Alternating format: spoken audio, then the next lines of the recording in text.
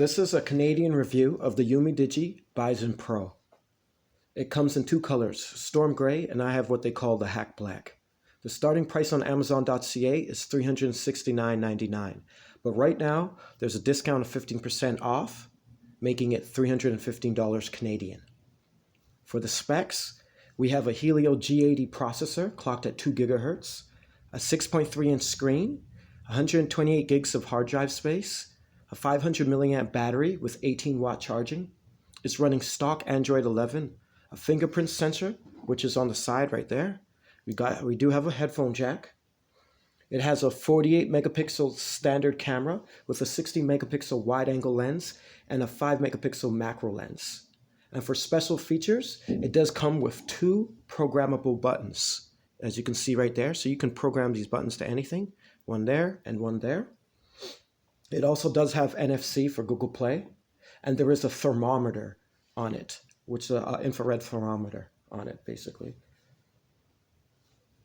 For the side here, we do have dual SIM setup, or you can just use one SIM and have a micro SD card, up to 512 gigs of space for the card. Now, pros, why I like the phone. Why I like the phone is it's military grade. Okay, so with military grade, it's military protection, which means it's basically waterproof, dustproof, dirt-proof, and drop-proof. It can also withstand high temperatures. It has a slimmed-down version of Android, meaning that there's no bloatware at all. We can look at that right now.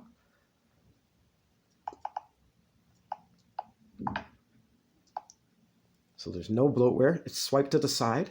If you don't like the swiping to the side, they're kind of doing it like iPhone. But if you want it to be like a normal Android phone, you would just hold an empty part of the screen, hit Home Settings, change the launcher style, which is right here, and just put it to default. I don't know, they have it enabled without the default. And then that's when you can just swipe up, and then there's your apps. And as you can see, no bloatware at all, literally. Just Google services, pretty much. Okay, what else? The screen. The screen is amazing. Very clear. It's an IPS screen. So even though it's not an AMOLED screen, like a lot of the Samsungs or higher, more expensive phones, the phone is completely good for watching. It's very crisp. Just the blacks aren't as deep as the high-end phones like the Samsung Galaxies. Okay, battery life. The battery life on this is crazy. It's 5,000 milliamp battery. So you can get about 2 days of normal usage, 1 full day, no problem of on screen all the time. And the programmable buttons, another pro. Like if you want, for example, you can go into your settings, swiping down here, get to settings, and we can hit smart key. And as you can see there in the smart key options, there's a single click to open whatever we want. We can choose. Let's say I'm going to put it as flashlight, right? And it's showing here's the programmable button, this button I put it to. That means I click it and flashlight's on. So I really like that feature. Having programmable buttons, like another thing that people might use is for Instagram. They can just put it to this button, and if it's like, hey, I want to get to my Instagram, make a fast post, just press it, Instagram opens, and you're ready to go. Okay, and expandable memory. It has expandable memory. That's always good. It comes with 128 gigs, which is very good for normal usage. But nowadays, when people are doing a lot of videos, they might need more space. You could put in an SD card. SD cards are cheap nowadays, and that way you can get more hard drive space. It's amazing on gaming. Very good for gaming. Most people, they get too much into thinking, hey, I need a phone that's the fastest for gaming.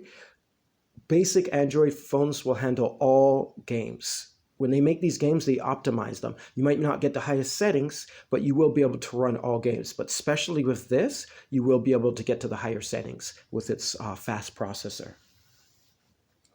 Now, for cons, what I don't like with the phone.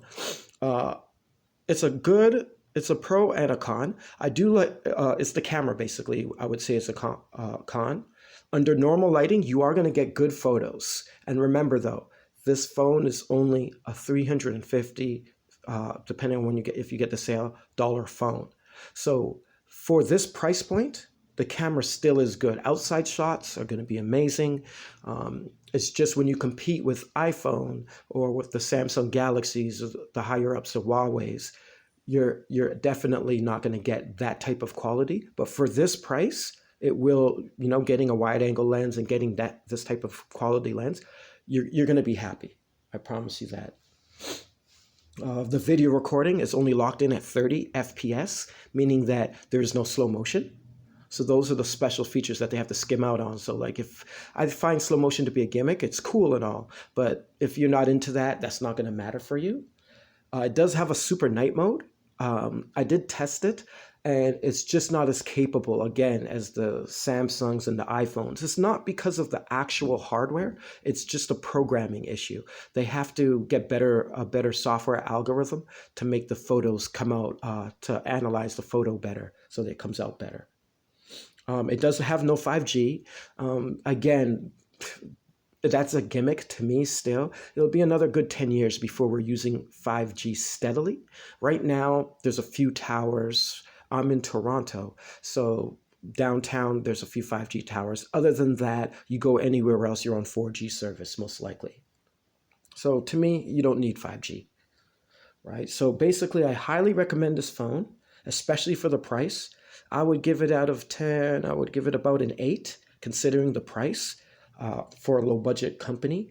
I think Umidigi is the best out of all the low-budget companies. So if you're thinking of looking at budget phones, I would prefer this over a low-budget Samsung phone.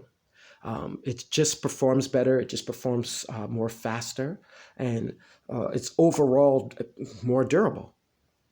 All right, so thanks a lot for watching my review, and you have a good day.